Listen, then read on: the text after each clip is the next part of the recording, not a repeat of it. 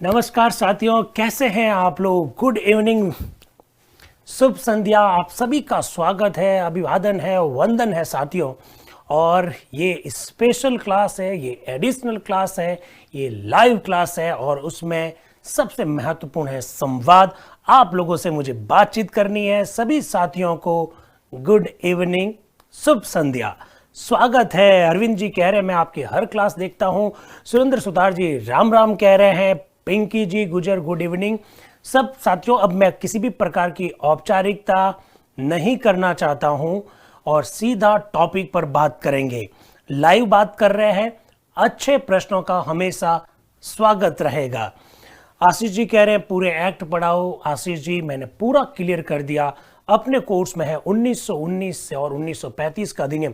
हाँ, 1919 और 1935 के अधिनियम में जहां आपको समस्या आती है कि यहां सर आपने थोड़ा कम पढ़ाया, वहां मुझे जरूर कहिएगा। इससे पहले जो भी है वो संवैधानिक इतिहास केवल समझाने के हिसाब से बताया है। सभी साथियों को नमस्कार। तो साथियों, वनपाल, लेखपाल, पटवारी, कांस्टेबल, पीटीआई फर्स्ट वाला ग्रेड हो, चाहे यूपी टैट हो, चाहे यूपी पैट हो, चाहे जूनियर अकाउंटेंट हो, चाहे मेरे साथियों एमपी का पटवार हो, चाहे वनपाल हो, सभी से रिलेटेड है ये बात। तो चिंता करने की आवश्यकता नहीं है साथियों। हम बात कर रहे थे संवैधानिक इतिहास के बारे में। संवैधानिक इतिहास, कॉन्स्टिट्यूशनल हिस्ट्री। और संवैधानिक इतिहास में हम लोग कहां पहुंच गए थे साथियों? 1858 का भारत शासन अधिनियम पढ़ रहे थे और भारत शासन अधिनियम में कुछ बातें आप लोगों को बता दी थी साथियों। भारत शासन अधिनियम, ठीक है, कुछ बातें कर ली थी। एक आध बात महत्वपूर्ण है जिस विषय पर भी अपने को बात करनी चाहिए। एसएससी, एमटीएस सबके लिए है। लोकेश कुमार सैनी जी, इतना बड़ा शब्द मत बोलिए। टीकम राम जी कहते हैं आप बहुत अच्छा पढ़ाते हैं, सब आप लोगों का प्रेम है, उसकी वजह से ही कुछ अच्छा करने की कोशिश कर पाते हैं। तो मुझे लगता है अब टाइम वेस्ट नहीं करना चाहिए। 1858 का भारत शासन अधिनियम, जो पॉइंट्स पढ़े हैं उनको छोड़ते हुए अगला पॉइंट पढ़ रहे हैं साथियों। इस अधिनियम के द्वारा आप लिख लीजिए, मैंने आप लोगों को कह रखा है कि आपको अपनी कलम, अपना पेन, अपना डायरी साथ में रखनी है। कलम और डायरी अपनी साथ में रखनी है। रिकॉर्डेड क्लासेस नहीं मिल रही है ऐसा दीप पूनिया कह रहे हैं। हमारी टेक्निकल टीम इन सब चीज़ों को देख रही है, आप चिंता मत कीजिए। रिकॉर्डेड क्लासेस जरूर आपको मिल जाएगी। रिकॉर्डेड क्लासेस देखने के बाद ही ये एडिशनल स्पेशल संवाद वाली क्लास देखने का मजा आएगा। ठीक है, तो अब आगे पढ़ें हम लोग साथियों। इस अधिनियम के द्वारा पॉइंट लिख लीजिए, जल्दी से एक पॉइंट लिखिए। पहले आप एक पॉइंट लिखिए। इस अधिनियम के द्वारा पहली बार भारत में, इस अधिनियम के द्वारा पहली बार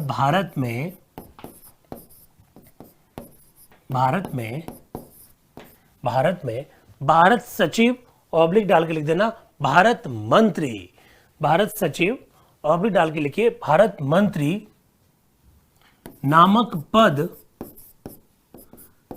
पद सृजित किया गया था। नामक पद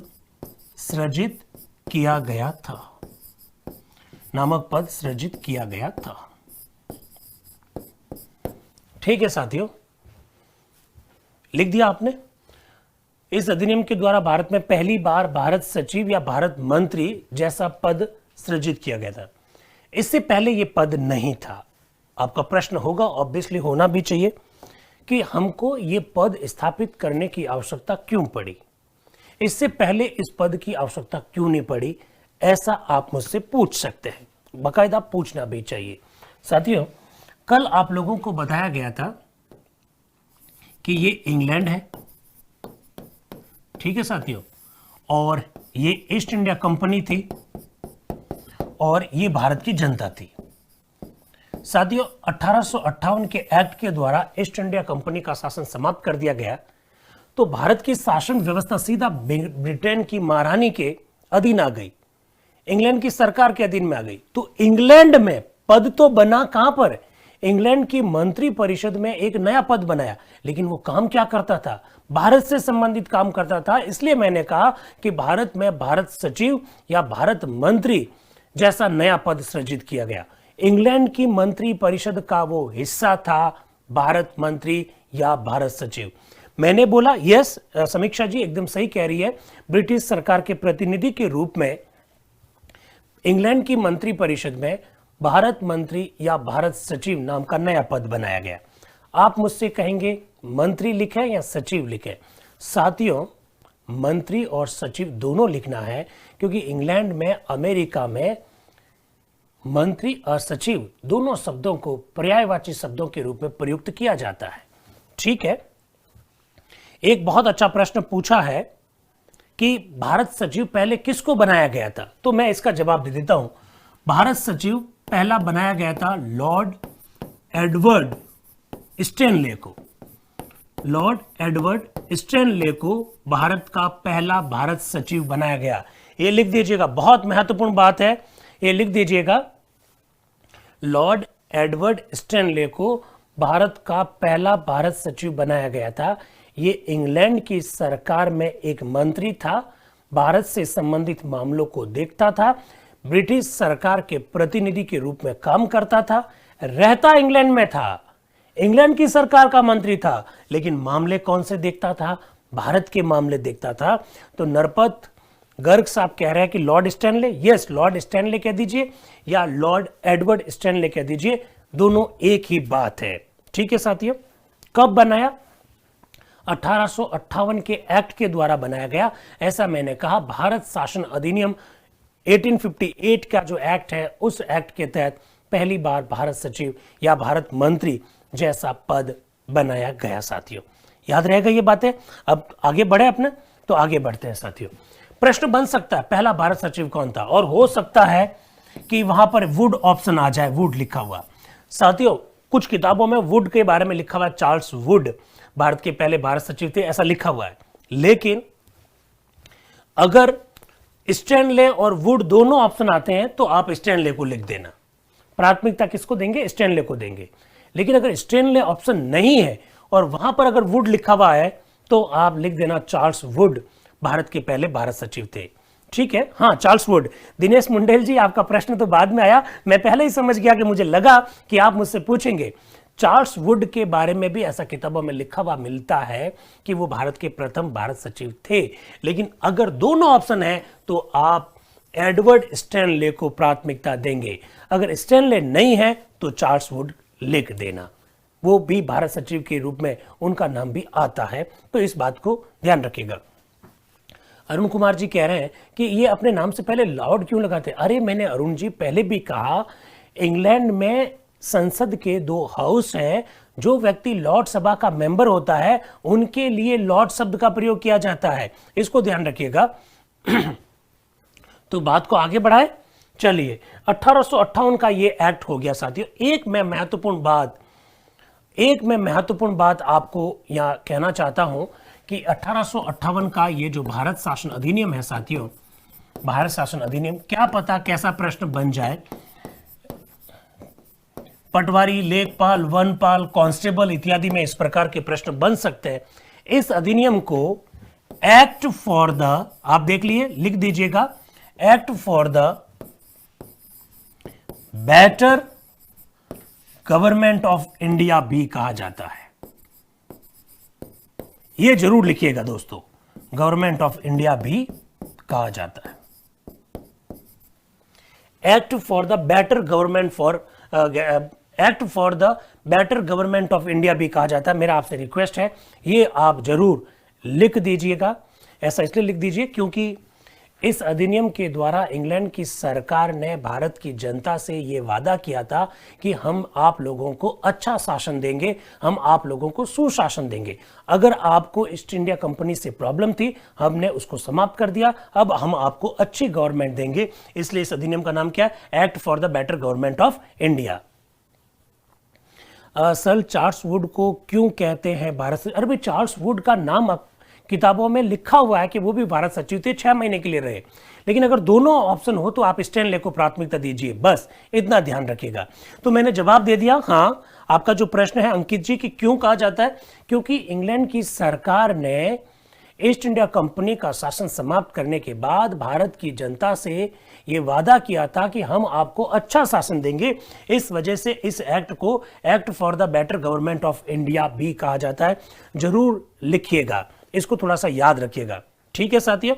तो मैंने रीजन बता दिया है आपको को। अब साथियों ये 1858 का एक्ट कंप्लीट हो गया। अब देखिए, अब मुझसे आप 1861 का एक्ट भी पूछेंगे, अब आप मुझसे 1892 का एक्ट भी पूछेंगे। साथियों हम बेसिकली 1919 और 1935 के अधिनियम पे फोकस करना चाहते हैं। 1919 का अधिनियम समझने के लिए 1858 का अधिनियम समझना बहुत जरूरी था, और 1935 का अधिनियम समझने के लिए 1773 का रेगुलेटिंग एक्ट समझना बहुत जरूरी था। 1773 का रेगुलेटिंग एक्ट मैं आपको नहीं बताता कल, तो आप सुप्रीम कोर्ट और फेडरल कोर्ट में क्या फर्क है ये समझ नहीं पाते। और अगर आपको 1858 का एक्ट नहीं बताता तो आप 1919 के एक्ट में मॉन्टेग्यू कौन है, चेम्सफोर्ड कौन है, ये जरूर पूछते। तो बेसिकली अपने को पढ़ना तो 1919 और 1935 का अधिनियम है, लेकिन इसको बता दिया तो ये आपकी समझ के लिए काफी ठीक है साथियों, इसलिए मैंने आपको इस बारे में कहा। ये जो प्रश्न पूछा है, एक सेकंड वापस लाओ, हीरालाल जी का प्रश्न है, ये काफी अच्छा प्रश्न है इलाहाबाद के बारे में। हाँ एक सेकंड, हीरालाल जी मीणा साहब पूछना चाहते हैं इलाहाबाद का घोषणा पत्र भी कहा जाता है। यस, 1858 का ये जो अधिनियम है 1 नवंबर 1858 को लागू हुआ था, और इलाहाबाद में इसकी घोषणा की थी, बेटर गवर्नमेंट का वादा किया था, इसीलिए इसे इलाहाबाद का घोषणा पत्र भी कहा जाता है। सुदेश यादव ने पूछा सर किस अधिनियम ने भारत में उभरते लोकतंत्र की हत्या कर दी। सुदेश, ये प्रश्न आप मुझसे 7 मिनट बाद में वापस पूछना, इसका आपको जवाब मिल जाएगा।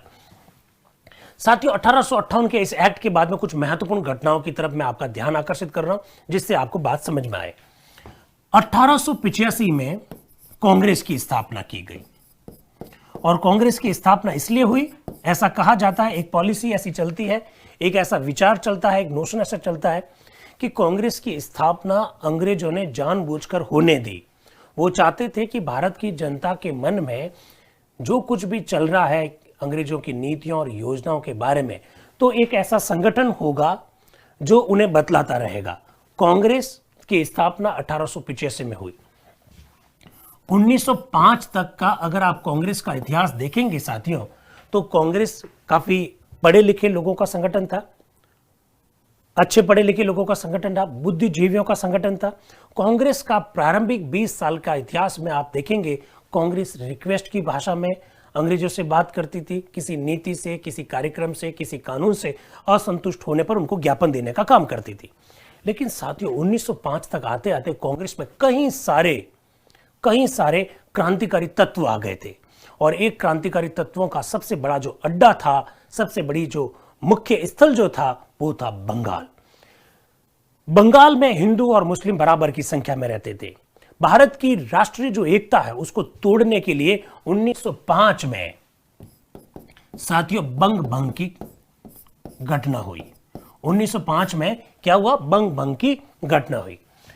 हिंदुओं और मुसलमानों को आपस में लड़ाने के लिए 1906 में अंग्रेजों की चाल पर मुस्लिम लीग की स्थापना हुई ढाका में, आप जानते हैं सर आगा खां के नेतृत्व में।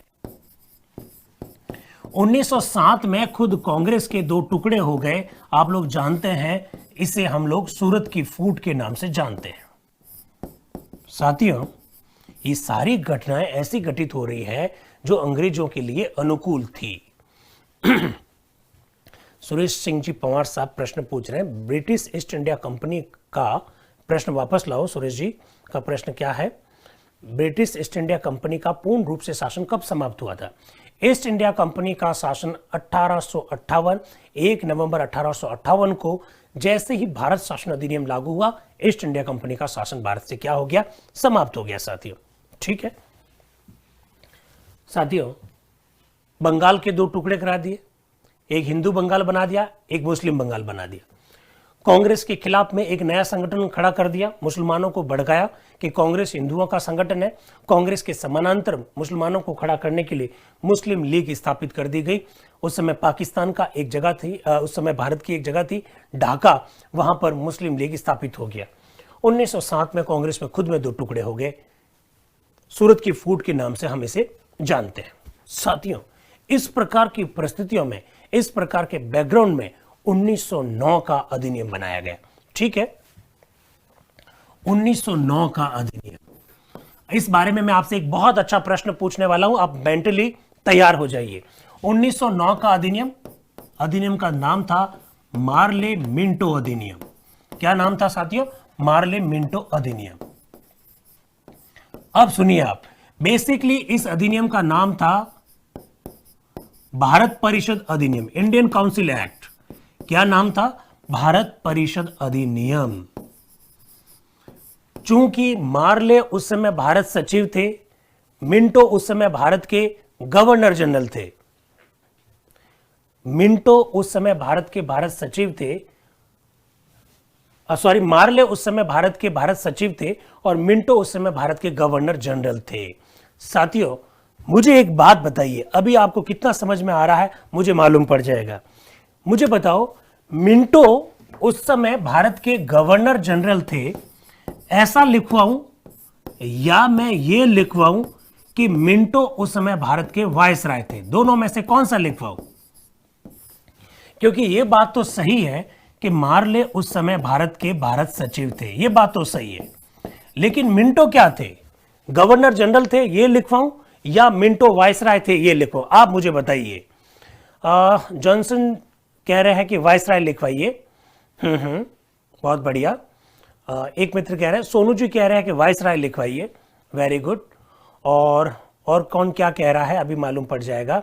पुनीत कुमार जी कह रहे हैं वायसराय लिखवाइए। सुरेंद्र जी कह रहे हैं वायसराय। सीपी जोशी जी कह रहे हैं वायसराय। समीक्षा कह रही है वायसराय। अरविंद कुमार जी कह रहे हैं गवर्नर जनरल। अब साथियों रुक जाइए, मेरी बात को बहुत ध्यान से सुनिए। इसका सीधा सा मतलब है आपको बात समझ में नहीं आई। आप साथियों हमेशा इस बात को ध्यान रखिएगा कि नो डाउट मिंटो उस समय गवर्नर जनरल थे, नो डाउट मिंटो उस समय भारत के वायसराय थे, ये बात सही है। लेकिन साथियों यहां पर हम लिखेंगे मिंटो उस समय भारत के गवर्नर जनरल थे। आप कहेंगे ऐसा क्यों? आप मुझसे कहेंगे ऐसा क्यों, तो इसका जवाब है मेरे पास। साथियों हमेशा ध्यान रखिएगा, गवर्नर जनरल ब्रिटिश भारत में होता था, वायसराय देशी भारत में होता था, और ये जितने भी जो कानून बन रहे हैं ये अंग्रेज भारत में, ब्रिटिश भारत के लिए बन रहे हैं साथियों। देशी भारत का इनके साथ कोई संबंध नहीं है। इसलिए मिंटो गवर्नर जनरल थे, यही लिखेंगे। भले ही मिंटो गवर्नर जनरल और वायसराय दोनों थे, भले ही थे, लेकिन चूंकि ये कानून कौन से भारत के लिए बन रहे हैं? ब्रिटिश भारत के लिए बन रहे हैं साथियों। इसलिए आपको ध्यान रखना है वो गवर्नर जनरल थे, ऐसा लिखना है। कल्पना जी चिंता मत कीजिए, सबके मैसेज मुझे दिख रहे हैं। हाँ सही बात है। अरे वंदना जी, किसने कहा कि गवर्नर जनरल का पद 1858 में समाप्त कर दिया? मैंने तो नहीं कहा। क्या मैंने कहा? क्या नहीं, मैंने कहा था 1858 के भारत शासन अधिनियम के द्वारा गवर्नर जनरल का पद का नाम बदल दिया गया, उसका नाम वायसराय कर दिया गया। पर साथियों गवर्नर जनरल ब्रिटिश भारत में होता था और वायसराय देशी भारत में होता था, ये मैंने आपको बताया था साथियों। और जो मित्र कह रहा है कि पद समाप्त हो गया, ये कौन सी क्लास में पढ़ रहे हैं भाई?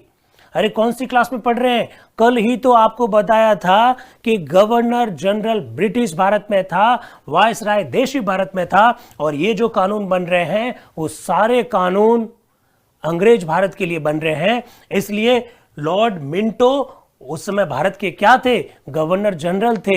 हालांकि वो वायसराय भी थे, लेकिन यहां मतलब नहीं है वायसराय का, क्योंकि कानून कौन से भारत के लिए बन रहा है? ब्रिटिश भारत के लिए बन रहा है। खुशबू जी कह रही है अब सर समझ में आ गया। हम सुरेंद्र जी कह रहे हैं सर पर हमने तो यही पढ़ा। क्या पढ़ा सुरेंद्र जी? अरे भाई गवर्नर जनरल का पद समाप्त नहीं हुआ, उसका नाम चेंज हुआ वायसराय, और वो किसके लिए था? देशी भारत के लिए था। जबकि गवर्नर जनरल था ब्रिटिश भारत के लिए। और ये कानून किसके लिए बन रहे हैं? ब्रिटिश भारत के लिए बन रहे हैं। इसलिए हम क्या लिखेंगे? लॉर्ड मिंटो उस समय भारत के क्या थे? गवर्नर जनरल थे। ऐसा याद रखिएगा साथियों, ये बहुत महत्वपूर्ण बात है। तुषार जी कह रहे सर वाह, कॉन्सेप्ट क्लियर हो गया, थैंक यू वेरी मच। मैं ये चाहता हूं साथियों, ये संवाद वाली क्लास का आप ढंग से फायदा उठाइए, वरना आप गलत फहमी में रह जाएंगे। पढ़ा क्या, प्रश्न किस तरह से आ रहा है, बहुत अंतराल आ जाएगा। इसलिए मेरा आपसे रिक्वेस्ट है, बहुत ढंग से क्लास को लीजिएगा। ये क्लास बहुत महत्वपूर्ण है, ये क्लास एडिशनल है, ये क्लास आपके लिए स्पेशल है। आप लोगों को पहले से जो क्लासेस दे रखी है उसके साथ में आपको ये अतिरिक्त क्लास दी जा रही है, ताकि आपके कंफ्यूजन को दूर किया जा सके, ताकि आपके साथ संवाद स्थापित किया जा सके, ताकि आपके प्रश्नों का उत्तर दिया जा सके। तो मेरे मित्र ने कहा, गायत्री जी कह रहे हैं समझ में आ गया sir, very nice, thank you very much. Rakesh ji कह रहे हैं समझ में आ गया, ठीक है, आगे बढ़े। साथियों, इस अधिनियम के बारे में एक आपसे प्रश्न पूछना चाहता हूं। बड़ा अच्छा प्रश्न आपके सामने रखूंगा, आप मुझे जवाब देना। पहले मैं बता दूं एक बात, आप लिख दीजिए, जो डायरी में लिखना चाहते हैं लिखिएगा। इस अधिनियम द्वारा, ऐसा लिखिए, इस अधिनियम द्वारा भारत में पहली बार, लिख दीजिए, देखिए मत।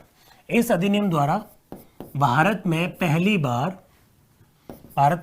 बार मुसलमानों के लिए, बहुत अच्छा सवाल आपके सामने रखूंगा और आपको हिला देगा वो सवाल। आप कहेंगे हमने तो सारा सब कुछ पढ़ रखा है, फिर देखिएगा बड़ा मजा आएगा। इस अधिनियम द्वारा भारत में पहली बार मुसलमानों के लिए सांप्रदायिक निर्वाचन प्रणाली प्रारंभ की गई। सांप्रदायिक निर्वाचन प्रणाली प्रारंभ की गई। साथियों, इसमें महत्वपूर्ण बात कौन सी है याद रखनी? ये केवल मुसलमानों के लिए थी, ये ध्यान रखिएगा। ये केवल किसके लिए थी? मुसलमानों के लिए थी। अभी बताऊंगा है क्या। देखिए, बहुत ध्यान से सुनिए। अभी एक मित्र ने प्रश्न भी पूछा था, सुदेश जी ने, मैंने कहा 5-7 मिनट बाद में आप वापस प्रश्न पूछना। इस प्रश्न का आंसर मैं यहां देने जा रहा हूं साथियों। और वो क्या प्रश्न है? हाँ, सुदेश ने प्रश्न पूछा, वेरी नाइस सर, किस अधिनियम ने भारत में उभरते हुए लोकतंत्र की हत्या कर दी? ये सुदेश वही अधिनियम है, ये वही अधिनियम है, 1909 का अधिनियम। बहुत अच्छा प्रश्न है सुदेश आपका, कि 1909 के अधिनियम ने, मार्ले मिंटो अधिनियम ने भारत में उभरते हुए लोकतंत्र की हत्या कर दी। कैसे कर दी साथियों, यही मैं समझाने की कोशिश कर रहा हूं। अंग्रेज बड़े चालाक थे। अंग्रेज हिंदुस्तान का विभाजन करना चाहते थे धर्म के आधार पर। अंग्रेज हिंदुस्तान की जो ताकत थी सांप्रदायिक सद्भाव की, उस ताकत को तोड़ना चाहते थे। मुसलमान उस समय भारत में बड़ी संख्या में रहते थे। उन मुसलमानों को हिंदुओं से अलग करने की कोशिश अंग्रेज कर रहे थे। फूट डालो राज करो की नीति की वो अनुपालना कर रहे थे। और मुसलमानों को समझाया, मुसलमानों को कहा कि आप इस कांग्रेस से, आप इस हिंदुओं से अलग हो जाइए, हम आपके लिए कई सारे विशेष प्रावधान कर रहे हैं। और उसी विशेष प्रावधान के तहत मुसलमानों को राजी करने के लिए तुष्टीकरण की नीति अपनाते हुए उनके लिए क्या कर दिया साथियों? सांप्रदायिक निर्वाचन प्रणाली की शुरुआत की। अब जो मित्र सुदेश ने जो प्रश्न पूछा कि इसने उभरते हुए लोकतंत्र की किसने हत्या की, तो 1909 ने। कैसे की वो समझा रहा हूं साथियों। मार्ले उस समय भारत सचिव थे। मार्ले ने मिंटो को पत्र लिखा था, मार्ले ने मिंटो को लेटर लिखा था और कहा कि अरे मिंटो, ये पद्धति भारत में लागू मत करो, इस प्रकार का सिस्टम भारत में लागू मत करो, इससे भारत में सांप्रदायिकता का जहर फैल जाएगा। लेकिन मिंटो नहीं माना और उन्होंने, मार्ले और मिंटो दोनों की वजह से बाद में भारत में ये प्रणाली क्या हो गई साथियों? लागू हो गई। ठीक, भारत में उभरते हुए लोकतंत्र की हत्या इस अधिनियम ने कैसे कर दी? हमारी संविधान सभा के एक मेंबर रहे हैं, हमारे स्वतंत्रता एक सेनानी रहे हैं, नाम है कन्हैयालाल माणकेलाल मुंशी, के.एम. मुंशी। इस अधिनियम को देखकर के.एम. मुंशी जी ने कहा था, जिसके बारे में सुदेश ने प्रश्न पूछा, के.एम. मुंशी जी ने कहा था, क्या कहा था? इसने भारत में उभरते हुए लोकतंत्र की क्या कर दी? हत्या कर दी। साथियों, 1892 में भारत की जनता को पहली बार वोट देने का अधिकार मिला था। अप्रत्यक्ष रूप से केवल 5% जनता को वोट देने का अधिकार पहली बार मिला। धीरे धीरे लोगों को वोट देने का अधिकार मिला ही था और इस तरह से मुसलमानों और हिंदुओं को अलग करने की कोशिश कर दी। तब कन्हैयालाल माणकेलाल मुंशी ने मुंशी ने कहा कि इस अधिनियम ने भारत में उभरते हुए लोकतंत्र की क्या कर दी साथियों, हत्या कर दी। साथियों, मिंटो उस समय भारत के गवर्नर जनरल थे। इस मिंटो के विशेष प्रयासों की वजह से भारत में सांप्रदायिक निर्वाचन प्रणाली की शुरुआत हुई थी, इसलिए मिंटो को भारत में सांप्रदायिकता का जनक भी कह सकते हैं। मिंटो को आप क्या कहेंगे? सांप्रदायिकता का जनक। क्या कहेंगे साथियों? सांप्रदायिकता का जनक। कौन? मिंटो। क्योंकि इस व्यक्ति की वजह से ही भारत में मुसलमानों के लिए यह प्रणाली लागू हुई थी। साथियों, इस अधिनियम के बारे में एक और अच्छा प्रश्न बन सकता है, और वो कौन सा प्रश्न बन सकता है? इस अधिनियम से ही भारत में सांप्रदायिकता की कानूनी रूप से शुरुआत हो गई। कानूनी मतलब वैधानिक रूप से शुरुआत हो गई। यस, मिंटो को सांप्रदायिकता का जनक कहा जाता है, ऐसा शिवानी जी कह रही है, एकदम बात सही कह रही है। तो लिख दो, ऐसा लिख दीजिए आप भी नोट डालकर। इस अधिनियम से, नोट डाल के लिखिएगा, इस अधिनियम से भारत में सांप्रदायिकता, इस अधिनियम से भारत में सांप्रदायिकता की वैधानिक शुरुआत हुई। क्या शुरुआत हुई साथियों? वैधानिक शुरुआत हुई। वैधानिक शुरुआत हुई। क्या आपने लिख दिया ये बात? ये बहुत महत्वपूर्ण बात है। आपने लिखा? हाँ, लॉर्ड मिंटो ने कहा था, मार्ले ने मिंटो को कहा था, मार्ले ने मिंटो को कहा था कि ऐसा मत करो। इस व्यवस्था के द्वारा ऐसा लग रहा है कि हम सांप के और एक्स्ट्रा दांत लगा रहे हैं। सांप, जहरीला सांप, और उसके और दांत लगा दोगे तो अंदाज लगा दीजिए वो फिर कैसा हो जाएगा। तुष्टीकरण, ज्योति ने एक प्रश्न पूछा, तुष्टीकरण। तुष्टीकरण का मतलब है जानबूझकर कुछ लोगों को फायदा देना, और अगर वो विरोध कर रहे हैं, अगर वो असंतुष्ट है, अगर वो आंदोलन कर रहे हैं, अगर वो हिंसा कर रहे हैं, तो उसकी तरफ नहीं देखना। कुछ एक वर्ग को जानबूझकर ज्यादा सुविधाएं देना, एक वर्ग की हिंसा को जबरदस्ती नजरअंदाज करना, इसे कहते हैं तुष्टीकरण करना। अब समझ में आ गया आपको?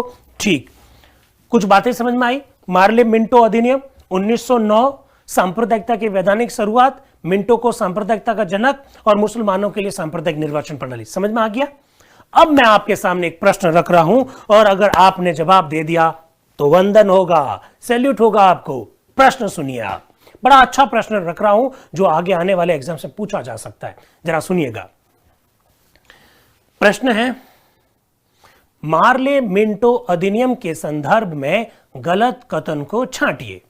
मार्ले मिंटो अधिनियम के संदर्भ में गलत कथन को छांटिए। नंबर 1, इस अधिनियम द्वारा मुसलमानों के लिए सांप्रदायिक निर्वाचन प्रणाली लागू की गई। नंबर 2, इस अधिनियम के कारण ही मिंटो को सांप्रदायिकता का जनक कहते हैं। ठीक। नंबर 3, इस अधिनियम से भारत में सांप्रदायिकता की वैधानिक शुरुआत हुई।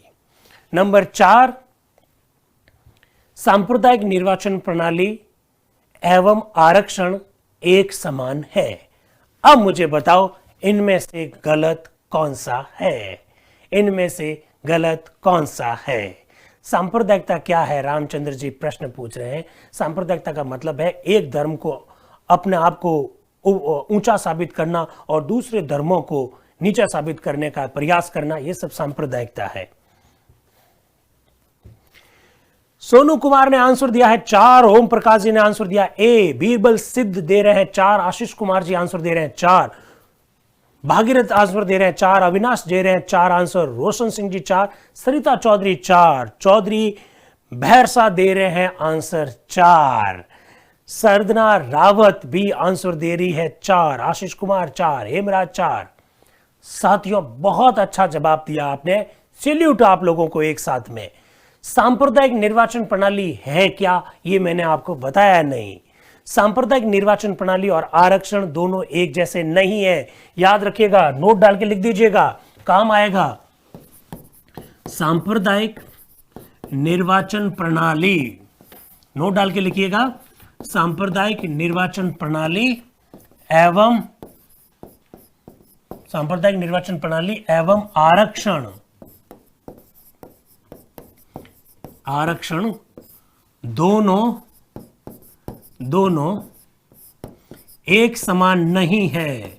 दोनों एक समान नहीं है साथियों, दोनों एक समान नहीं है। अब कैसे नहीं है यही मुझे बताना है। तो जिन मित्रों ने 4 आंसर दिया है, salute to all of you. आप सब लोगों के कॉन्सेप्ट एकदम क्लियर है। इसका सीधा सा मतलब है, राजन जी सी आंसर दे रहे हैं। क्यों आंसर दे रहे हैं मेरे भाई, ऐसे कैसे चलेगा। प्रिया दीक्षित डी आंसर, हरचंद जी 4, भागीरथ जी 4, सबको बधाई। अब देखिए जरा साथियों, आप चाहे यूपी के हैं, चाहे बिहार के हैं, चाहे छत्तीसगढ़ के हैं, चाहे हरियाणा पंजाब के हैं, और चाहे आप राजस्थान के हैं, एक बात बहुत ध्यान से सुन लीजिए, आरक्षण और सांप्रदायिक निर्वाचन प्रणाली एक नहीं है। सांप्रदायिक और निर्वाचन प्रणाली और आरक्षण दोनों एक समान नहीं है। आरक्षण के अंतर्गत एक वर्ग के लिए कोई सीट आरक्षित होती है। इसका मतलब है कि उसी वर्ग का व्यक्ति चुनाव लड़ सकता है। जैसे फॉर एग्जाम्पल आप समझ लीजिए बिहार के रहने वाले हैं, आप गया के हैं, आप पटना के हैं, या यूपी के रहने वाले हैं, आप यूपी में मेरठ के हैं, कानपुर के हैं, कन्नौज के हैं। साथियों, कन्नौज की जो सीट है यूपी की, बाय द वे उदाहरण के तौर पर एससी वर्ग के लिए आरक्षित है। इसका मतलब कन्नौज से केवल एससी का व्यक्ति ही चुनाव लड़ सकता है, लेकिन वोट तो सब दे सकते हैं। वोट तो एससी वाले भी देंगे, एसटी वाले भी देंगे, ओबीसी वाले भी देंगे, जनरल वाले भी देंगे, ईडब्ल्यूएस भी देंगे, माइनॉरिटी भी देंगे। वोट कोई भी दे सकता है। दैट इज आरक्षण। सांप्रदायिक निर्वाचन प्रणाली इससे अलग है साथियों। सांप्रदायिक निर्वाचन प्रणाली का मतलब है कुछ सीटें ऐसी होगी जहां पर वोट देने का अधिकार केवल और केवल एक वर्ग को ही होगा। 1909 के अधिनियम में यह तय किया गया कि कुछ सीटें ऐसी होगी जहां पर कोई जाति धर्म के लोग रहते हो, लेकिन वोट केवल मुसलमान ही देंगे। दैट इज सांप्रदायिक निर्वाचन प्रणाली। आरक्षण, चुनाव एक वर्ग का व्यक्ति लड़ेगा, वोट सब देंगे, लेकिन सांप्रदायिक निर्वाचन प्रणाली मतलब वोट केवल एक वर्ग के लोग ही देंगे। यहां वोट देने का मतलब है, यहां चुनाव लड़ने वालों से मतलब है। इसलिए साथियों, आरक्षण एवं सांप्रदायिक निर्वाचन प्रणाली दोनों एक नहीं है। कल्पना जी प्रश्न पूछ रही है, सर के.एम. मुंशी का क्या संबंध है इस एक्ट से, प्लीज बताइए। अरे भाई, ये सब स्वतंत्रता सेनानी हैं। ये सब वे लोग हैं जिनके नेतृत्व में देश ने आजादी की लड़ाई लड़ी।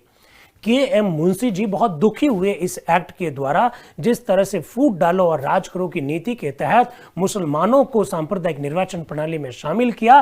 के.एम. मुंशी जी दुखी होकर बोलते हैं, अरे भारत की जनता ने तो अभी हाल ही में पहली बार वोट देना सीखा ही था, और वोट देना सीखा ही था। और लोकतंत्र, वोट देना किस में होता है? लोकतंत्र में होता, तानाशाही में तो होता नहीं। तो वोट देना तो हमने सीखा ही था, और आपने बीच में सांप्रदायिक निर्वाचन प्रणाली लाकर हमारे लोकतंत्र की आपने क्या कर दी है? हत्या कर दी है। ऐसा के.एम. मुंशी जी ने 1909 के एक्ट के बारे में कहा। आपको अच्छा लगा? चलिए, तो आप इस तरह से पढ़ेंगे साथियों तो बहुत अच्छे प्रश्न आ सकते हैं। अब मुझे लगता है कि अपने को आगे बढ़ना चाहिए। बस आपको याद ये रखना है कि 1909 के एक्ट, क्योंकि प्रश्न ऐसा भी आएगा, क्या ऐसा प्रश्न आएगा, 1909 के अधिनियम के द्वारा सांप्रदायिक निर्वाचन प्रणाली की शुरुआत इनमें से किस वर्ग के लिए की गई? नंबर 1 मुसलमान, number 2 Sikh, number 3 Anglo Indian, number 4 चारों, तीनों ही। तो साथियों, ऐसी स्थिति में ध्यान रखना, आंसर होगा केवल मुसलमान। 1909 के अधिनियम के बारे में मैं बात कर रहा हूं। अनुराग शर्मा जी का प्रश्न को जरा रोकिएगा। अनुराग जी कह रहे हैं, जरा लाइएगा। अनुराग जी कह रहे हैं कि 1909 के अधिनियम में भारत विभाजन के बीज नहीं थे। ऑब्वियसली 1909 के अधिनियम ने भारत विभाजन जो 1947 में हुआ उसकी नींव तैयार कर दी। एकदम सही है। तो ऐसे मेरे साथी जो पहली बार सुन रहे हैं, वो ध्यान से सुनिएगा, ऐसे प्रश्न भी आ सकते हैं। इनमें से कौन से अधिनियम के बारे में ये कहा जा सकता है कि इसने भारत के विभाजन की नींव रख दी? तब भी आंसर क्या होगा? तब भी आंसर होगा 1909। दिनेश जोशी जी चिंता मत कीजिएगा, सारे कमेंट्स को मैं देख रहा हूं, लेकिन जो महत्वपूर्ण है उसको मैं उठा रहा हूं। एकदम सही है। अमीषा जी साहनी कह रही है, एक बार फिर से समझा दीजिए। सांप्रदायिक निर्वाचन प्रणाली के अंतर्गत कुछ ऐसी सीटें, कुछ ऐसे निर्वाचन क्षेत्र बनाए गए जहां पर किसी भी जाति, किसी भी वर्ग, किसी भी धर्म के लोग रहते हो भले ही, लेकिन चुनाव केवल और केवल मुसलमान ही लड़ सकते थे। 1909 में इस अधिनियम के द्वारा ये व्यवस्था की गई, ऐसा मैं कहना चाह रहा हूं। तो सुनीता जी ने कह दिया सर बहुत बहुत धन्यवाद, मुझे समझ में आ गया, थैंक यू वेरी मच। आगे चलते हैं साथियों। आगे जो अधिनियम पढ़ने जा रहे हैं वो आपका औपचारिक रूप से सिलेबस को प्रारंभ कर रहा है। आपका जो कॉमन सिलेबस है उसमें 1919 और 1935 ही पढ़ना है अपने को। तो अब हम 1919 का भारत शासन अधिनियम पढ़ेंगे साथियों।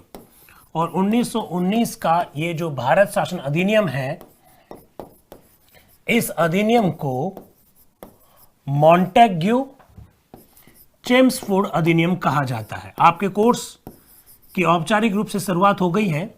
मॉन्टेग्यू चेम्सफोर्ड अधिनियम कहा जाता है। मॉन्टेग्यू चेम्सफोर्ड अधिनियम कितनी बार ही प्रश्न पूछा जा चुका है। क्या प्रश्न? इनमें से वो कौन सा अधिनियम है जिसे मॉन्टेग्यू चेम्सफोर्ड अधिनियम कहते हैं? आंसर होगा 1919 का भारत शासन अधिनियम। ठीक है साथियों।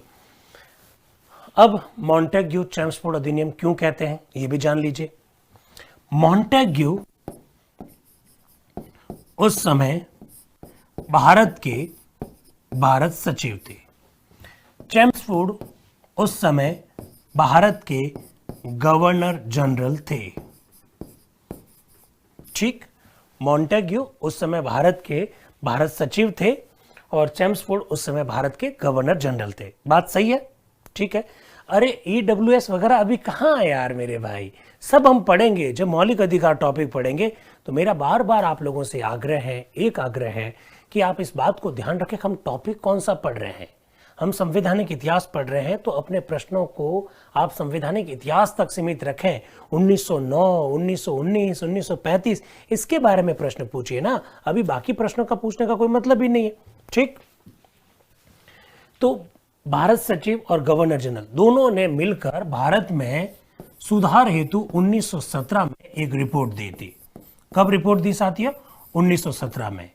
मॉन्टेग्यू चेम्सफोर्ड रिपोर्ट के आधार पर ही 1919 का एक्ट बना था।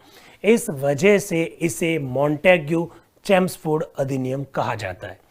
1917 में मॉन्टेग्यू और चेम्सफोर्ड ने मिलकर रिपोर्ट रखी थी। उस रिपोर्ट के आधार पर इस एक्ट का निर्माण हुआ था, इसलिए इसे क्या कहते हैं? भारत शासन अधिनियम कहते हैं। ठीक है साथियों, बात को आगे बढ़ाएं। चलिए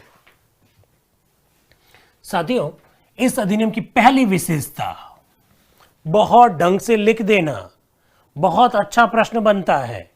इस अधिनियम की पहली विशेषता, इसकी प्रस्तावना में एक शब्द लिखा हुआ था, उत्तरदायी शासन। तो लिख लीजिएगा, अधिनियम की एक प्रस्तावना थी, ऐसा लिखिए, अधिनियम की एक प्रस्तावना थी। लिखिए जल्दी से, अधिनियम की एक प्रस्तावना थी, इसी में लिखिए, प्रस्तावना में पहली बार उत्तरदायी शासन शब्द का उल्लेख किया गया। प्रस्तावना में पहली बार उत्तरदायी शासन शब्द का उल्लेख किया गया। उत्तरदायी शासन शब्द का उल्लेख किया गया।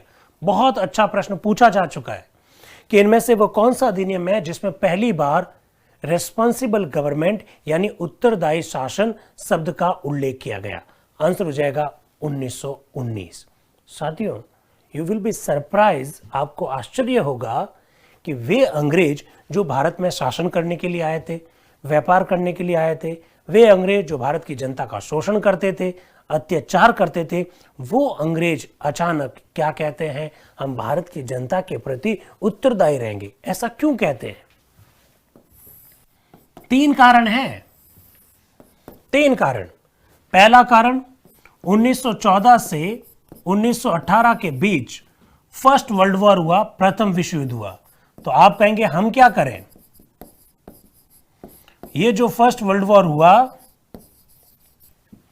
इस फर्स्ट वर्ल्ड वॉर में हम तो गुलाम थे, तो हमारा तो भाग लेने का सवाल ही पैदा नहीं होता। लेकिन अगर आपको याद हो तो यही वो अवधि है जिसमें गांधी भारत की राजनीति में प्रवेश करते हैं और भारतीय युवाओं को ये कहते हैं कि आपको अधिक से अधिक अंग्रेजी सेना में भर्ती होने चाहिए, अंग्रेज इस युद्ध को जीतेंगे और हमें क्या दे देंगे? आजादी। हमने उनकी मदद की, आखिर में अंग्रेज युद्ध में जीते।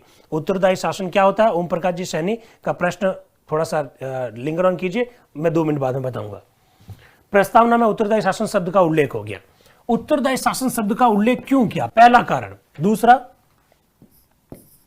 आप देखेंगे साथियों, 1915-1916 के आसपास भारत में एक आंदोलन हुआ, होम रूल मूवमेंट। कौन सा आंदोलन?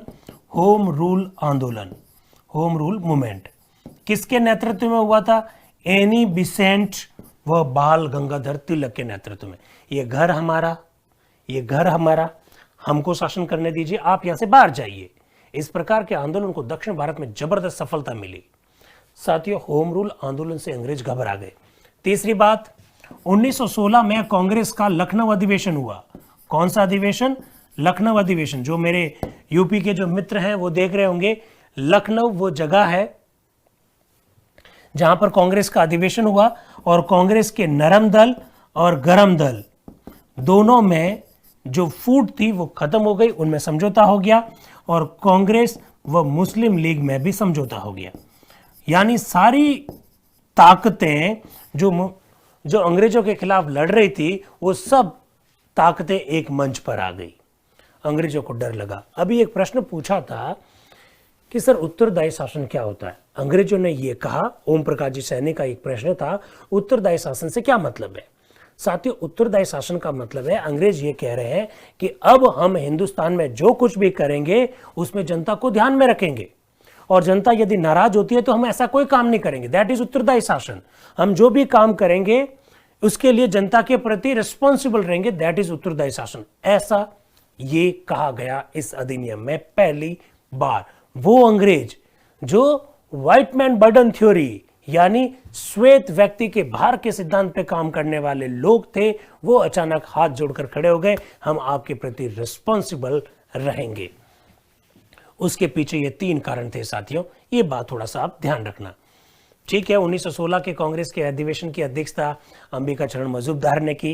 ये सब आप हिस्ट्री के पॉइंट ऑफ व्यू से जरूर देखिएगा साथियों। हमारा काम अभी कॉन्स्टिट्यूशनल हिस्ट्री के अंतर्गत 1919 का एक्ट देखना है। तो प्रस्तावना में उत्तरदायी शासन शब्द का उल्लेख पहली बार। दूसरी बात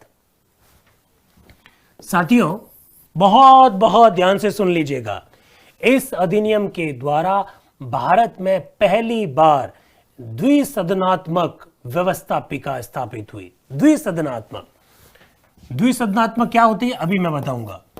द्विसदनात्मक व्यवस्थापिका लिख दीजिए, ये द्विसदनात्मक व्यवस्थापिका की स्थापना। द्विसदनात्मक व्यवस्थापिका की स्थापना। अब सुनिए साथियों, बड़ा अच्छा प्रश्न बनेगा। आज हमारी संसद में एक लोकसभा है, एक राज्यसभा है, 2 सदन है, तो इसे हम लोग क्या कहते हैं? द्विसदनात्मक। राजस्थान में व्यवस्थापिका है, उसमें एक ही हाउस है, विधानसभा। साथियों, ये जो द्विसदनात्मक व्यवस्थापिका का जो कॉन्सेप्ट है वो पहली बार 1919 के एक्ट से आया। 2 सदन बनाए गए, एक सदन का नाम था विधानसभा, एक सदन का नाम क्या था? विधानसभा। अंग्रेजी में इसे कहते थे लेजिस्लेटिव असेंबली। Legislative assembly. और साथियों, दूसरा सदन था राज्यसभा, जिसे उस समय कहा जाता था काउंसिल ऑफ स्टेट्स। अब आपके लिए सरप्राइजिंग है साथियों, ये जो विधानसभा उस समय की जो थी उसे वर्तमान में हम लोकसभा कहते हैं। उसे वर्तमान में क्या कहते हैं साथियों? लोकसभा कहते हैं। और उस समय की जो राज्यसभा थी उसे वर्तमान में हम राज्यसभा ही कहते हैं। तो साथियों, संसद में आज दो हाउस है, एक लोकसभा दूसरा राज्यसभा। इस प्रकार का सिस्टम पहली बार कब आया? 1919 के एक्ट द्वारा आया साथियों। ये बात थोड़ी सी आप ध्यान रखिएगा। विधानसभा बनी, उसी विधानसभा को आजकल हम लोग क्या कहते हैं? सेंट्रल लेवल पर लोकसभा कहते हैं। एक राज्यसभा बनी, उसी राज्यसभा को आजकल हम लोग क्या कहते हैं साथियों? राज्यसभा ही कहते हैं। तो द्विसदनात्मक सिस्टम जो है 1919 के एक्ट द्वारा आया साथियों। क्या आपको लगता नहीं है कि ऐसा प्रश्न बनेगा? बनेगा, बहुत अच्छा प्रश्न बनेगा साथियों। तीसरी बात सुनिए, महिलाओं को वोट देने का अधिकार पहली बार इसी अधिनियम से दिए गए साथियों। 1919 का एक्ट पहला एक्ट है जिसके द्वारा महिलाओं को वोट देने का अधिकार दिया गया।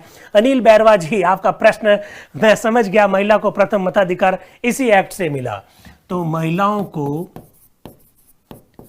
मत देने का अधिकार, महिलाओं को मत देने का अधिकार, मत देने का अधिकार इसी अधिनियम से दिया गया। साथियों, आपको बड़ा जानकर ताज्जुब होगा, बहुत ध्यान से मेरी बात सुनिएगा। एक सेकंड रोकिए प्रश्न को। ललित सैनी जी का क्या प्रश्न है? सर, ललित सैनी जी को लाइए। हाँ सर, सेंट्रल विधानसभा भी कहते हैं क्या सर? अगर सीन करें तो रिप्लाई। हाँ नहीं, ललित सोनी जी आप सही कह रहे हैं। जिसको सेंट्रल विधानसभा कहते थे आजकल उसी को हम लोग क्या कहते हैं? लोकसभा कहते हैं। एकदम बात आपकी सही है, राइट। हाँ, प्रदीप जी कह रहे हैं कि सर ये केंद्र में स्थापित किया गया है राज्य में? ये सब केंद्र में स्थापित हुआ प्रदीप जी। उस समय जो विधानसभा थी, उस समय जो राज्यसभा थी, ये जो दो सदन थे, ये सब केंद्र में स्थापित किए गए। बहुत अच्छा प्रश्न है, बड़ा पसंद आया मुझे। ठीक है, अब साथियों देखिए, आपको जानकर बड़ा ताज्जुब होगा। भारत के संविधान का एक अनुच्छेद है, भारतीय संविधान का अनुच्छेद 326, जिसमें वयस्क मताधिकार का उल्लेख है। और वयस्कतम मताधिकार का मतलब है कि जिस व्यक्ति की उम्र 18 वर्ष हो, चाहे वो किसी भी जाति का हो, चाहे वो किसी भी वर्ग का हो, चाहे वो किसी भी धर्म का हो, चाहे वो किसी भी लिंग का हो, जिसकी उम्र 18 वर्ष है वो सबको वोट देने का अधिकार है। दैट इज वयस्क मताधिकार। संविधान के अनुच्छेद 326 में ऐसा लिखा हुआ है। साथियों, हम कैसे आगे बढ़े? पहले महिलाओं को वोट देने का अधिकार ही नहीं था। पहली बार महिलाओं को वोट देने का अधिकार 1919 के अधिनियम के द्वारा दिया गया साथियों। यह ध्यान रखना, बहुत अच्छा प्रश्न बनता है। ठीक है, तो इसको भी ध्यान रखिएगा। नरपत गर्ग जी का प्रश्न जरा रोकिए, क्या कहना चाह रहे हैं वो? प्रश्न लाइए नरपत जी का। क्या उस समय मताधिकार करने का अधिकार सबको था? अरे नहीं था। उस समय जिनके पास बहुत ज्यादा जमीन हुआ करती थी, जिनके पास इनकम टैक्स देने की पावर थी, उन्हीं लोगों को वोट देने का अधिकार था साथियों। वोट देने का अधिकार तो पहली बार 1892 में मिला, इनडायरेक्ट वो भी। धीरे धीरे आगे बढ़ रहे हैं। 1919 का अधिनियम जब तक बना तब तक देश में 7-8% लोगों को ही वोट देने का अधिकार मिला था साथियों। इसको भी थोड़ा सा ध्यान रखिए। तो तीसरा पॉइंट समझ में आ गया। चौथा पॉइंट सुनिए साथियों, आप जानते हैं आज एक सरकार भारत सरकार है जिसे हम लोग संघ सरकार कहते हैं, और एक सरकार राज्य सरकार है। बिहार की सरकार, यूपी की सरकार, बंगाल की सरकार, पंजाब हरियाणा की सरकार, और एक हमारी राजस्थान सरकार। ये जो केंद्र और राज्यों की जो अलग अलग सरकारें हैं साथियों, इसे हम लोग संघात्मक शासन व्यवस्था कहते हैं। क्या कहते हैं? Federal system of the government, यानी एक सरकार केंद्र सरकार, दूसरी सरकार राज्य सरकार। साथियों, संघात्मक जो ढांचा है वो कंप्लीटली पूर्णतया स्पष्ट रूप से तो 1935 के अधिनियम में स्थापित किया गया था, लेकिन संघात्मक ढांचे की जो नींव है, जिसके अंतर्गत एक सरकार केंद्र की और एक सरकार राज्य की, ऐसा सिस्टम 1919 में ही स्थापित कर दिया गया। ठीक है, तो क्या लिखेंगे? केंद्र और राज्यों में, केंद्र, आप चौथा पॉइंट लिखिएगा जल्दी से। नोट कर रहे हैं कि नहीं कर रहे हैं? नोट करना है। केंद्र एवं राज्यों में विषयों का बंटवारा किया गया। विषयों का बंटवारा किया गया, विषयों का बंटवारा किया गया। हालांकि साथियों मैं आपको बता देता हूं, केंद्र के पास कितने विषय होंगे, राज्य के पास कितने विषय होंगे, ऐसा नहीं किया गया, ऐसा नहीं किया गया। केंद्र और राज्य के बीच में विषयों का स्पष्ट बंटवारा तो आपको 1935 के अधिनियम में दिखाई देगा, लेकिन नींव जो है इस अधिनियम में पड़ गई। कुछ काम केंद्र को दे दिए, कहा कि आप इतने इतने आप काम आप कीजिए, कुछ काम किसको दे दिए, राज्य को दे दिए। ये व्यवस्था 1919 के अधिनियम में आपको दिखाई देगी। एक सेकंड रुकिएगा, किशन लाल जी क्या कह रहे हैं? सर वो सब वोट किसे दे रहे थे, हम तो गुलाम थे। बहुत अच्छा बात पूछी है किशन लाल जी, हम सब गुलाम ही थे, लेकिन हमारे ही कुछ ऐसे लोग थे जिनके पास बहुत ज्यादा पैसा था। हमारे ऐसे लोग थे, हमारे देश के ही जो जमींदार थे, हमारे ही ऐसे लोग थे जो इनकम टैक्स देते थे, हमारे ऐसे लोग थे जिनके पास बहुत सारी जमीन थी। उन लोगों को वोट देने का अधिकार दे दिया गया। इस शुरुआत में वोट देने का अधिकार केवल पैसे वाले लोगों के पास हुआ करता था। वे लोग चुनते थे। वे लोग किन को चुनते थे? वो जिनके जो उनका निर्वाचन क्षेत्र था, मुसलमानों का मुसलमान चुनते थे, अंग्रेजों का अंग्रेज चुनने का काम करते थे। तो इस प्रकार का सिस्टम थे। भारतीय भी चुनाव लड़ते थे, अंग्रेज भी चुनाव लड़ते थे। राइट अनुराग जी, मेरे हिसाब से आपको मेरा जवाब मिल गया होगा। तो केंद्र और राज्यों के बीच में विषयों का बंटवारा कर दिया गया साथियों। केंद्र का हेड कौन था? उस समय केंद्र का हेड गवर्नर जनरल था, गवर्नर जनरल। और राज्य का हेड कौन था साथियों? राज्य का हेड गवर्नर था। ये बात तो समझ रहे हैं? जैसे भारत का भी कौन होता है? राष्ट्रपति, और राज्य में क्या होता है? राज्यपाल। ठीक उसी प्रकार का सिस्टम गवर्नर जनरल और गवर्नर का था। साथियों बहुत महत्वपूर्ण पॉइंट मैं आपके सामने रख रहा हूं, जिसके बारे में 50 बार प्रश्न पूछा जा चुका है। प्रांतों में दोहरा शासन कौन से एक्ट से स्थापित किया गया? प्रांतों में दोहरा शासन इसी एक्ट से स्थापित किया गया साथियों। तो लिख दीजिए, इसके द्वारा प्रांतों में दोहरा शासन स्थापित हुआ। प्रांतों में दोहरा शासन स्थापित हुआ। प्रांतों में दोहरा शासन स्थापित हुआ। अब आप मुझसे पूछेंगे दोहरा शासन यानी द्वैत शासन। दोहरा शासन मैं अलग से लिख देता हूं ताकि आपको आइडिया रहे। दोहरा शासन मतलब द्वैत शासन, द्वैत शासन। और अंग्रेजी में इसे क्या कहते हैं साथियों? डायरकी। कुछ भी लिखा हुआ आ सकता है। यानी साथियों बहुत आराम से सुनिएगा, गवर्नर को जो विषय दिए गए, गवर्नर को जो काम दिए गए, गवर्नर को जो काम दिए गए, गवर्नर ने इन कामों को दो भागों में विभाजित कर दिया। हाँ शिवानी जी जो प्रश्न पूछ रहे हैं कि द्वैत शासन प्रणाली क्या है, वही मैं बताने की कोशिश कर रहा हूं। चंदू जी आपका भी प्रश्न यही है। गवर्नर को जो काम दिए गए, गवर्नर ने कुछ काम अपने पास रखे,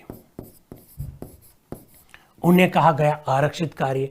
गवर्नर ने कुछ काम जनता द्वारा चुने गए प्रतिनिधियों को दे दिए, उन्हें कहा गया हस्तांतरित कार्य।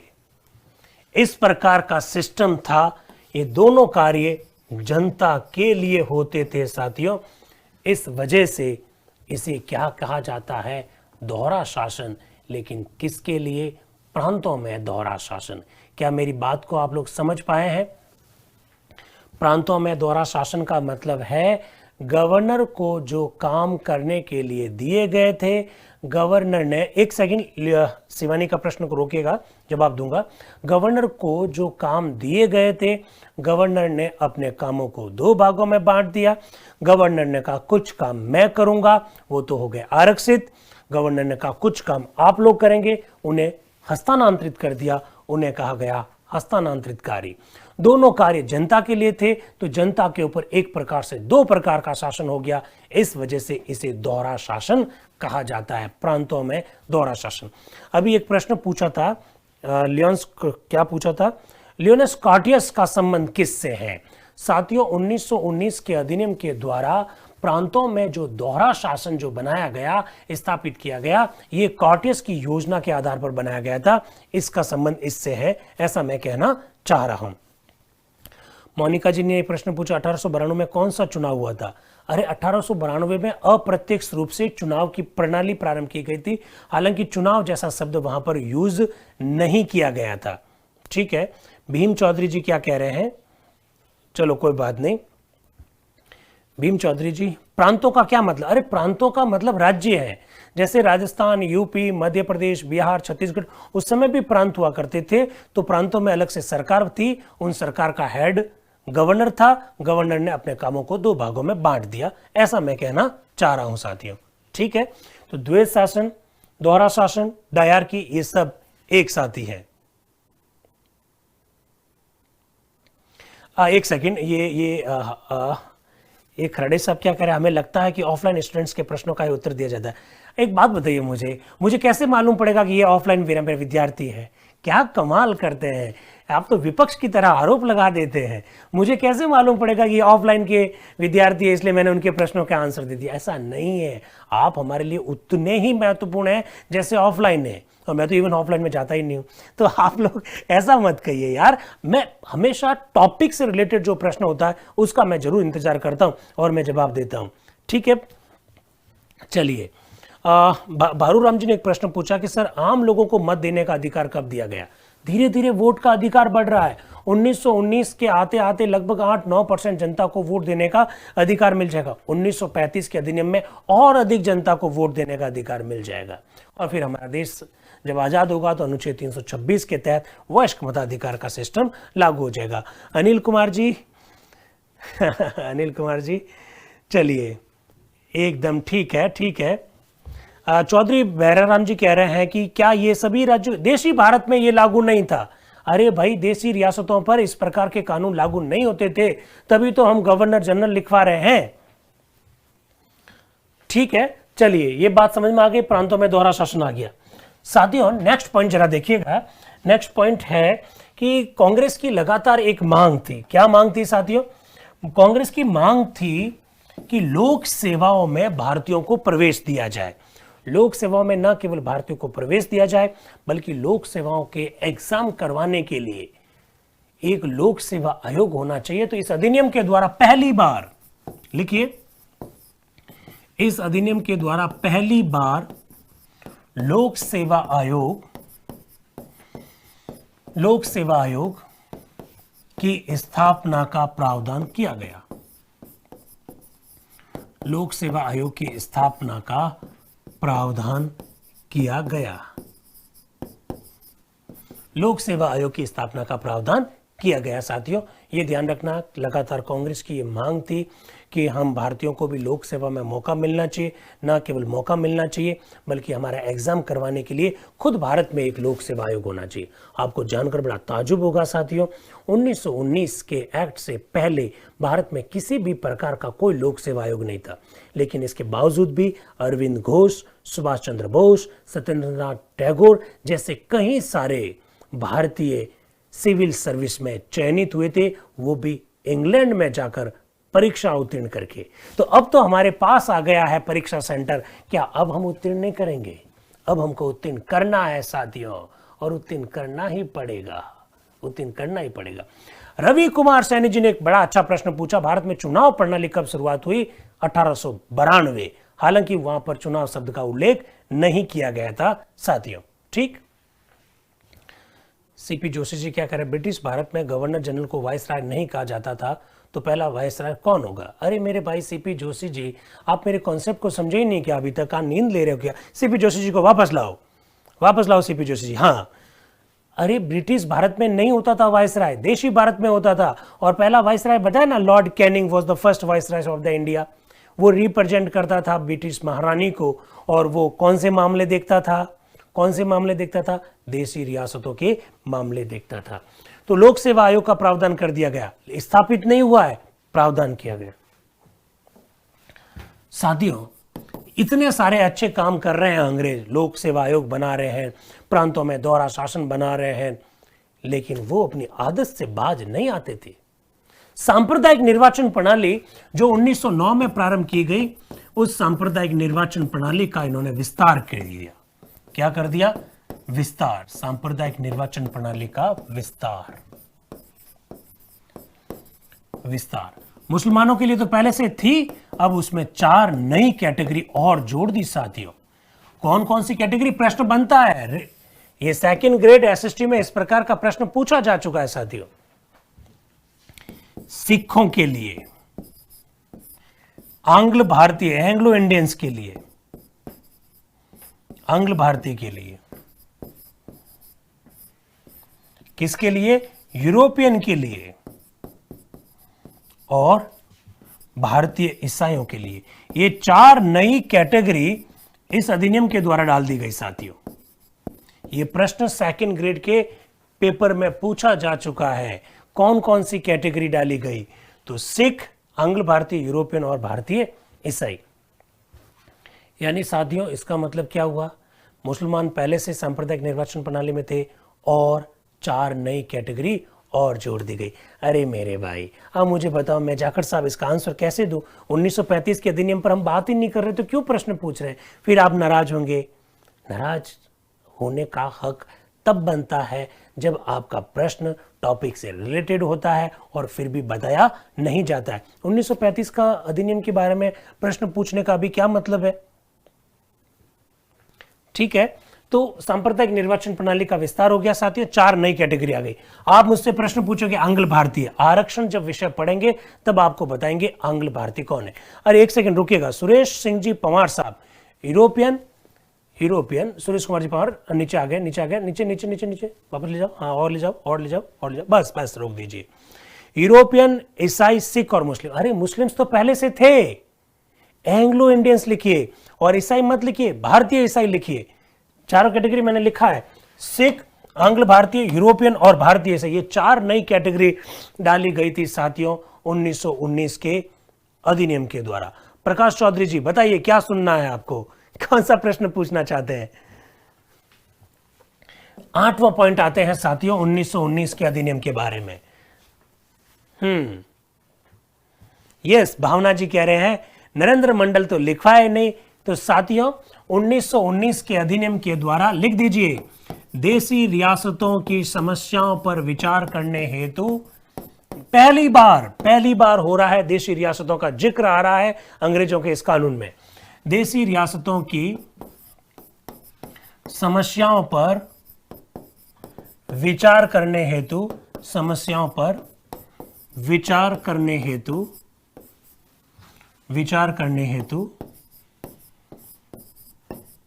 प्रिंसेस ऑफ चैम्बर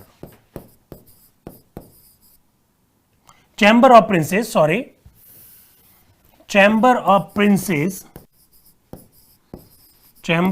प्रिंसेस यानी नरेंद्र मंडल, नरेश मंडल, कुछ भी कह दीजिए, की स्थापना का प्रावधान किया गया। साथियों नरेंद्र मंडल यानी princess of chamber of the princess की स्थापना का प्रावधान किया गया।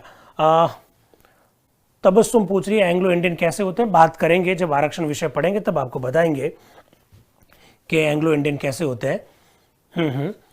तो ये नरेंद्र मंडल की स्थापना का प्रावधान पहली बार 1919 के एक्ट के द्वारा हुआ। पहली बार देसी रियासतों की समस्या पर विचार हो रहा है साथियों। क्योंकि समय पूरा हो रहा है और लास्ट पॉइंट पे मैं आ गया हूं साथियों, इस अधिनियम में पहली बार यह भी प्रावधान किया गया कि इस अधिनियम की समीक्षा की जाएगी 10 वर्षों में। एसआई के लिए ये नहीं है, एसआई के लिए सुबह वाला क्लास है, ध्यान रखिएगा।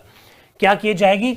10 वर्षों के बाद, 10 वर्ष के बाद इस अधिनियम की समीक्षा की जाएगी। इस अधिनियम की समीक्षा की जाएगी।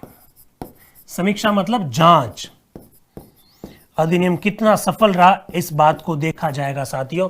ये 1919 के अधिनियम की लास्ट विशेषता है। कुछ बातें मैंने आपके सामने रखने की कोशिश की, आप लोगों की प्रश्नों का जवाब देने की भी मैंने कोशिश की। साथियों मेरा फिर आपसे रिक्वेस्ट है, जो टॉपिक अपना चल रहा है उससे संबंधित प्रश्न पूछें। आम बजट और रेल बजट को अलग किया गया, ये सब बातें हम लोग करेंगे। आज चूंकि समय हो चुका है तो अभी तो हमको 1935 का अधिनियम भी पढ़ना है, बहुत डिटेल में पढ़ेंगे हम लोग। आपके जो भी प्रश्न है जरूर पूछेगा, प्रश्न प्रासंगिक होना चाहिए, टॉपिक से रिलेटेड होना चाहिए, जरूर मैं जवाब आपका देने की कोशिश करूंगा। तो आज के लिए इतना काफी है। Thank you very much and wish you all the best. Thank you.